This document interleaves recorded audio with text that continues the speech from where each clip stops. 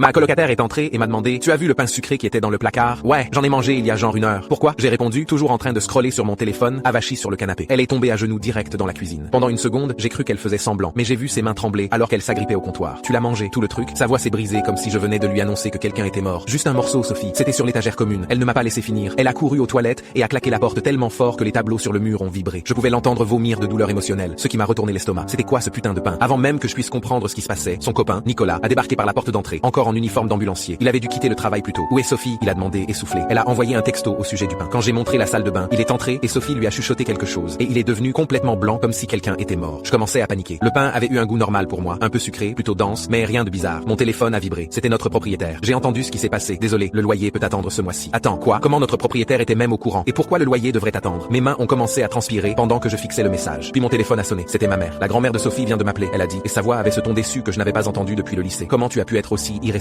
Bip. Elle a raccroché avant que je puisse demander de quoi elle parlait. C'est là que les crampes ont commencé dans mon estomac. Aiguë, soudaine, assez pour me plier en deux. J'avais l'impression de donner naissance à un dinosaure. Peut-être qu'il y avait vraiment un problème avec le pain. Une autre vague m'a frappé et j'ai gémi. Nicolas est sorti de la salle de bain en soutenant Sophie, dont le visage était tout boursouflé d'avoir pleuré. On doit aller à l'hôpital, il a dit. Maintenant, quoi? Pourquoi? C'est une intoxication alimentaire. Ce n'est pas une intoxication alimentaire. Sa voix était mortellement sérieuse. Fais-moi confiance, on doit y aller maintenant. Le trajet s'est fait en silence à part les reniflements occasionnels de Sophie et la chanson Je te déteste de Suzier. Ce qui était ironique parce que à ce moment-là, je détestais vraiment Sophie. MDR. Les crampes empiraient et j'essayais sans cesse de me rappeler exactement quel goût avait ce pain. Il y avait eu quelque chose de légèrement croquant dedans, mais j'avais supposé que c'était des noix ou peut-être des fruits confits. Quand on est arrivé aux urgences, Nicolas a couru devant pour parler à l'infirmière d'accueil. Je ne pouvais pas entendre ce qu'il disait, mais elle avait l'air choquée et nous a fait passer immédiatement. Pas d'attente, pas de paperasse. C'est là que j'ai su que quelque chose n'allait vraiment pas. Dès que l'infirmière nous a vus, la première question qu'elle m'a posée a été « Vous avez des réactions aux métaux précieux ?» L'infirmière a demandé en préparant une perfusion. Quoi? Non, je ne crois pas. Ma voix est sortie plus aiguë que d'habitude. Pourquoi vous demandez ça? Elle a échangé un regard avec Nicolas, mais n'a pas répondu. Un docteur est apparu avec une machine à rayons X portable, ce qui semblait extrême pour une intoxication alimentaire. Ils ont fait sortir tout le monde pendant qu'ils radiographiaient mon abdomen. Vous arrivez même à trouver ma taille? J'ai perdu du poids et je me suis entraîné les abdos récemment, j'ai plaisanté. Mais le beau docteur n'a pas ri. Son visage était sérieux. Il y a définitivement un objet métallique dans votre estomac. Il a chuchoté doucement. Avant même que je puisse assimiler ce qu'il venait de dire, une femme âgée est apparue dans l'embrasure de la porte. C'était la grand-mère de Sophie. Je l'ai reconnue grâce aux photos dans notre appartement. Ses yeux étaient rouges, comme si elle venait de finir de pleurer. Est-ce qu'elle est encore intacte? Elle a demandé au docteur dans un anglais avec un fort accent. La pièce est devenue silencieuse. Sophie m'a finalement regardé et la colère dans ses yeux m'a fait rétrécir. Tu as mangé ma flourie, elle a dit, chaque mot dégoulinant de rage, à peine contrôlé. T'as quoi? Elle a soupiré, comme si elle en avait marre de mes conneries, et a continué. Dans la tradition grecque, on met une pièce porte-bonheur dans le pain sucré. Quand tu es celle qui mange la part de pain avec la pièce, tu gagnes la chance de 1000 générations. Mon esprit tournait. Une pièce? J'avais avalé une pièce. La grand-mère de Sophie s'est avancée, me montrant une vieille photographie. Mais ce que tu as avalé n'était pas n'importe quelle pièce. C'était un phénix grec de 1823. Nicolas a ajouté, d'une valeur de plus de 30 000 $. J'ai senti le sang quitter mon visage. Le docteur s'est raclé la gorge et m'a tendu une bouteille de laxatif. Vous allez devoir filtrer tout pour récupérer la pièce. J'ai souri. Putain. Donc, je suis payé pour chier. Je devrais manger le pain des gens plus souvent.